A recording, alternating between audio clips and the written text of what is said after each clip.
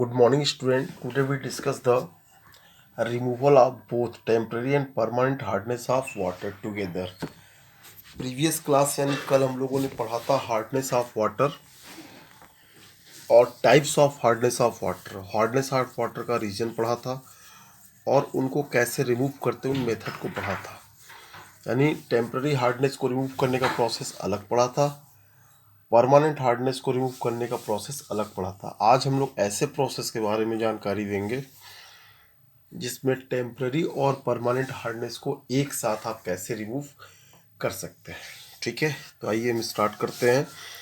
Removal of both temporary and permanent hardness of water together. The following method are used to remove both temporary and permanent hardness of water. ठीक है, एक method होता है ion exchange method. Ion exchange method की help से हम temporary और permanent both hardness को एक साथ हम रिमूव कर सकते हैं। The calcium and magnesium ion responsible for hardness of water. These ions are exchange by the ions which do not make water hard. Inorganic and organic ion exchangers are used for this purpose. जब कह रहे हैं कि calcium और magnesium ion responsible होता है hardness of water के लिए, इन आयंस को हम रिप्लेस कर देंगे उन आयंस से जो क्या करते हैं, वाटर की हार्डनेस को रिमूव करते हैं। और इसमें इनऑर्गेनिक और ऑर्गेनिक एक्सचेंजर यूज किया जाता है। तो सबसे पहले हम देखेंगे इनऑर्गेनिक एक्सचेंजर्स क्या होते हैं। पहला इनऑर्गेनिक आयंस एक्सचेंजर यानी परम्यूटेड मेथड की बात करेंगे। This method is called zeolite और परम्यूटेड प्रोसेस। जियोलाइट और permutit is sodium aluminium silicate. Formula होता है NaAlSiO4। सोडियम सिलिकेट को हम इंडिकेट कर सकते हैं NaZ से, which is written as NaZ for the convenience. यानी अपनी सुविधा के लिए हम सोडियम सिलिकेट को NaZ लिख सकते हैं। These calcium and magnesium ion exchange with sodium ion present in the complex salt. Sodium ion do not make water is hard। अब कह रहे हैं कि जो हमारे पास सोडियम जियोलाइट होता है, ठीक है, इसमें से ये कैल्शियम और मैग्नीशियम आयंस को रिप्लेस कर देगा और सोडियम आयंस बनाएगा। और ये सोडियम आयंस अगर वाटर में है तो ये वाटर की हार्डनेस के लिए रिस्पॉन्सिबल नहीं होते हैं। यानी देखिए 2NaZ plus Mg plus plus is equal to MgZ2। यानी ये magnesium zeolite plus 2Na plus 2NaZ plus Ca plus plus CaZ2 plus 2Na plus. यानी आपने देखा कि यहाँ पे ये रिप्लेसमेंट हो गया, ठीक है, आयंस का। अब अगर मान लीजिए परम्यूटेड प्रोसेस करते हैं तो ये क्या होगा, एग्जॉस्ट हो जाएगा, ख़त्म हो जाएगा। तो इसको करने के लिए फिर से रीजनरेट कर सकते हैं परम्यूटेड को। तो regeneration of permutit, when all the sodium in zeolite is used up, permutit is called exhausted. It is regenerated by treating with the NaCl solution. हम कह रहे हैं कि जब सारा जियोलाइट का सोडियम यूज हो जाता है परम्यूटेड प्रोसेस में, तो पर क्या होता है, ये प्रोसेस एग्जॉस्टेड, थक जाता है। और इसको फिर रीजनरेट करने के लिए अगर हम सोडियम जियोलाइट या मैग्नीशियम जियोलाइट को सोडियम क्लोराइड के साथ अगर ट्रीट करते हैं, किसके साथ, सोडियम क्लोराइड के साथ, तो ये फिर से रीजनरेट हो जाता है। जैसे हम बात करेंगे MaZ2 प्लस 2NaCl तो बनाएगा 2NaZ प्लस MgCl2। यहाँ पे CaZ2 plus 2NaCl equal to 2NaZ plus CaCl2। इस तरीके से हमारा क्या होगा, फिर से परम्यूटेड रीजनरेट हो जाता है। तो हमने पहला प्रोसेस देखा इनऑर्गेनिक आयन एक्सचेंजर यानी परम्यूटेड प्रोसेस को। अब हम लोग देखेंगे दूसरा प्रोसेस हमारा होगा, ठीक है, जो ऑर्गेनिक को चेंज करे यानी रेजिन प्रोसेस को। उससे पहले ये समझ लें कि ये इसके फ़ायदे क्या है, यानी जो हमारा परम्यूटेड प्रोसेस के क्या एडवांटेजेस है। The advantages of permutit method, it can be use to remove both temporary and permanent hardness. यानी इस प्रोसेस को हम यूज करते हैं परमानेंट और टेम्पररी हार्डनेस को रिमूव करने के लिए, ठीक है।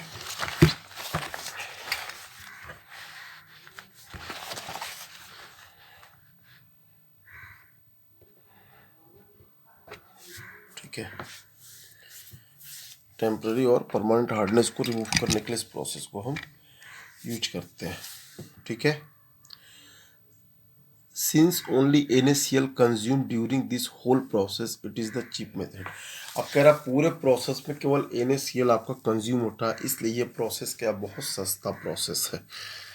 चलिए ठीक है, अब दूसरा हम देखते हैं सिंथेटिक रेजिन मेथड, यानी ऑर्गेनिक आयन एक्सचेंजर। ये सिंथेटिक रेजिन मेथड है जिसमें ऑर्गेनिक आयन एक्सचेंजर इसको बोलते हैं। पहले वाला क्या था, इनऑर्गेनिक आयन एक्सचेंजर या परम्यूटेड प्रोसेस कहते हैं। These exchangers remove the cations, cations मतलब कैल्शियम आयन और magnesium ion, responsible for the hardness of water. Cations exchange resin contain hydrogen framework with SO3 group. Cations exchange resin RSO3H is treated with NaCl to get the resin represented as RNA. The cations calcium and magnesium ion exchange with sodium and treating hard water with RNA। अब कह रहा है कि यहाँ पर जो आपका calcium ion और मैग्नीशियम आयन है जो हार्डनेस ऑफ वाटर के लिए रिस्पॉन्सिबल होता है, तो हार्डनेस ऑफ वाटर के लिए रिस्पॉन्सिबल होता है, तो इसको हम रेजिन से क्या करेंगे, रेजिन ग्रुप से हम इसको रिप्लेस कर देंगे। ठीक है, तो अगर हम देखिए यहाँ पे देखते हैं कि 2RNA प्लस Ca++, अब यहाँ से देखिए R2Ca++, यानी सोडियम यहाँ से रिप्लेस हो गया, और ये सोडियम अगर हमारे वाटर में है तो ये हार्डनेस के लिए रिस्पॉन्सिबल नहीं होता। दूसरा हमारे पास 2RNA प्लस Mg++, R2Mg+2Na+, अब यहाँ पे देखिए सोडियम आयन यहाँ पे मैग्नीशियम और कैल्शियम आयन से ये रिप्लेस हो गया रेजिन से।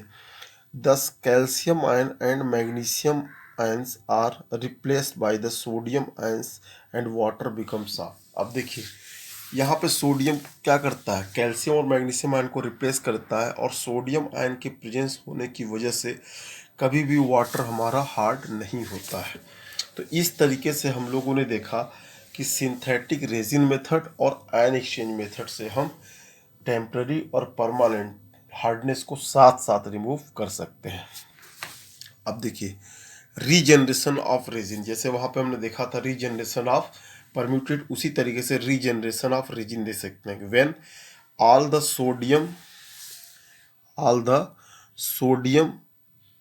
present in RNA used up, resin is got exhausted, it is regenerated by treating with NaCl solution. कि अगर मान लीजिए जितना भी सोडियम प्रेजेंट होता है रेजिन में, वो सब रेजिन का सोडियम यूज होता है, कहा जाता है कि रेजिन इज एग्जॉस्टेड, यानी रेजिन क्या हो गया, एग्जॉस्ट हो गया, थक गया, तो अब उसको फिर से रीजनरेट के लिए हम क्या करेंगे, इसको ट्रीट कर देंगे सोडियम क्लोराइड के साथ। जब सोडियम क्लोराइड के साथ ट्रीट कर देंगे तो फिर से हमको रेजिन मिल जाएगा, और ये प्रोसेस लगातार चलता रहेगा। ठीक है, अब देखिए R2Ca+2NaCl, तो R2RNA+CaCl2, R2Mg+2NaCl इक्वल 2RNA+MgCl2। अब ये देखिए हमारे पास रेजिन बन गया, और ये रेजिन फिर से क्या करेगा, हार्ड वाटर को सॉफ्ट वाटर में कन्वर्ट करता है, और ये प्रोसेस लगातार चलता रहेगा जब तक कि पूरा का पूरा हार्ड वाटर सॉफ्ट वाटर में कंप्लीट नहीं हो जाता। तो इस तरीके से हम लोगों ने देखा कि हार्डनेस ऑफ वाटर जो है उसको टेम्पररी और परमानेंट, उनको एक साथ हम कैसे यूज कर सकते हैं। तो यहाँ पे हम लोग सिंथेटिक रेजिन मेथड और आयन एक्सचेंज मेथड को देखा। अब यहाँ पे देखते हैं कि नेक्स्ट टॉपिक हमारा heavy water.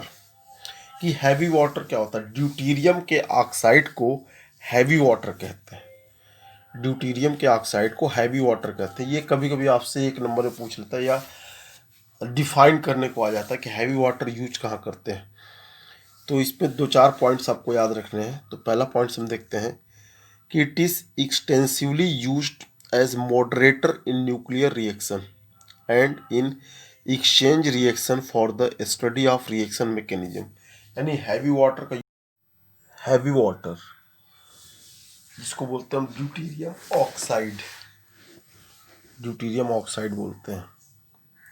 It is extensively used as a moderator in the nuclear reaction and in exchange reaction for the study of reaction mechanism, and deuterium oxide को यूज करते हैं as a moderator in nuclear reaction, और study of reaction mechanism में हम इसको use करते हैं। दूसरा पॉइंट इसमें है कि it can be prepared by exhaustive electrolysis of water।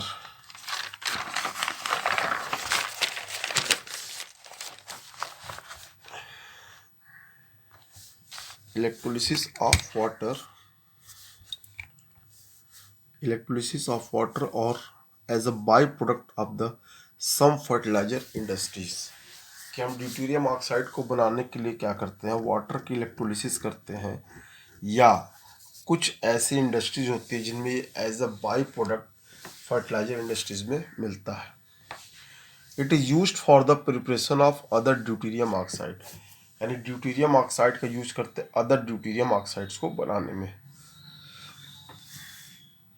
इसको हम देख सकते हैं CaC2+2 D2O equal to CaD2+CaOD का whole twice, SO3+ D2O equal to D2SO4। जैसे H2SO4 होता है, यानी कि उसको हाइड्रोजन सल्फेट, इसको ड्यूटेरियम सल्फेट बोलेंगे।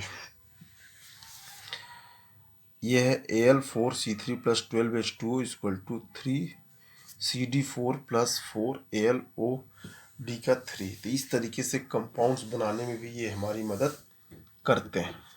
ठीक है, अब अगला और हमारा लास्ट टॉपिक है जिसको हम बोलते हैं कि हाइड्रोजन एज अ फ्यूल, कि हम हाइड्रोजन को एज अ फ्यूल यूज करेंगे। तो हाइड्रोजन को एज अ फ्यूल हम यूज क्यों करेंगे, हमारे पास अदर सोर्स ऑफ एनर्जी के ऑप्शन है, तो हम हाइड्रोजन को एज अ फ्यूल क्यों यूज करेंगे, उसके बहुत सारे रीजन हैं।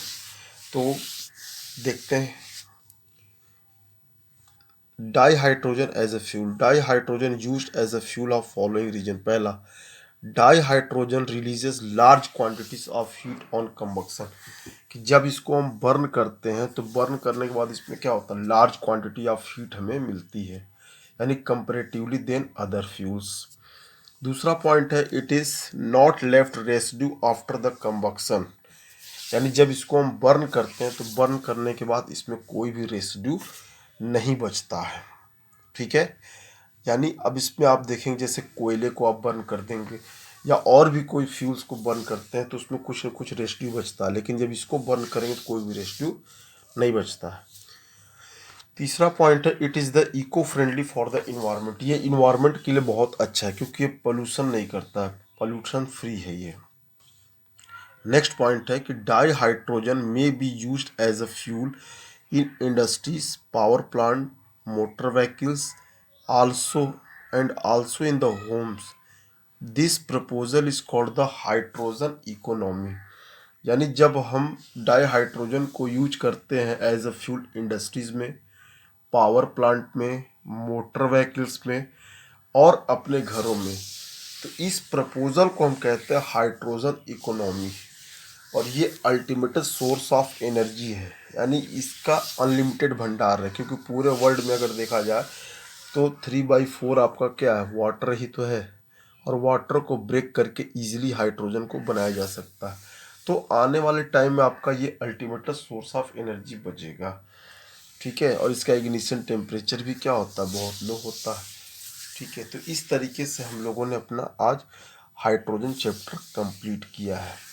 ठीक है बेटा, तो हमने देखा आज हम लोगों ने जो जो टॉपिक कंप्लीट किया, और इसको पूरे टॉपिक्स को या इस चैप्टर को एक साथ एक PDF में बना के आप भेजिएगा, और जब इसको भेजिएगा तो नीचे अपना नाम और क्लास ज़रूर मेंशन कर दीजिएगा, क्योंकि बच्चे भेजते हैं PDF, उसमें नाम और क्लास नहीं भेजते हैं, तो उसमें क्या होता है, समझ में नहीं आता किस बच्चे ने भेजा किसने नहीं भेजा।